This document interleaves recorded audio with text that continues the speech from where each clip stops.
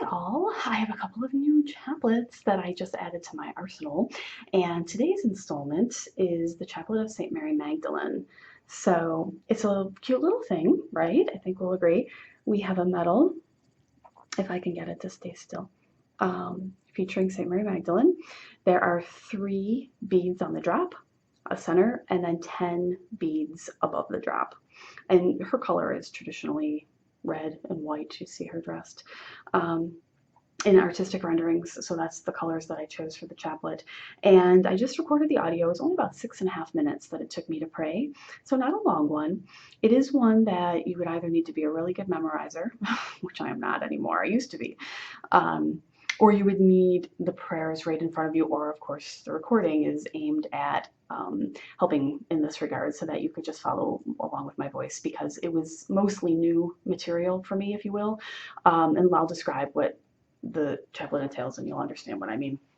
Mostly new, meaning obviously I knew some of the prayers. So on the drop is, if you know your traditional Catholic prayers, you're all good.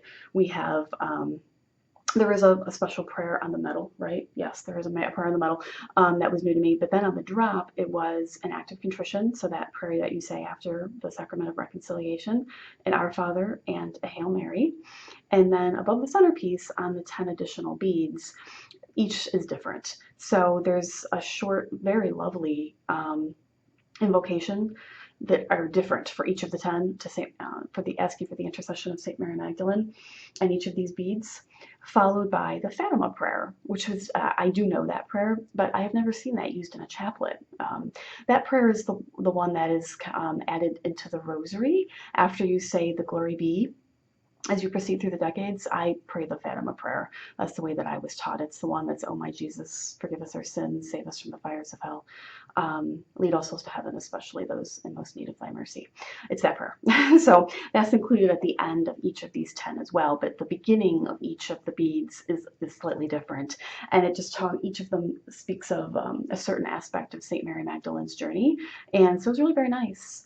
So that's this chaplet. This was a brand new chaplet. I had never really heard of it until very recently. And her feast is July, let me check, July 22nd, I believe. And so this would be a lovely one to use for her novena in July each year. There's a lot of good feast days in July. So that's when I'm definitely planning on using it quite a bit in the summer, but great to pray anytime you want to ask for the intercession of St. Mary Magdalene. So that's that. So that's the beads. If you're looking for one, Allison custom created this for me.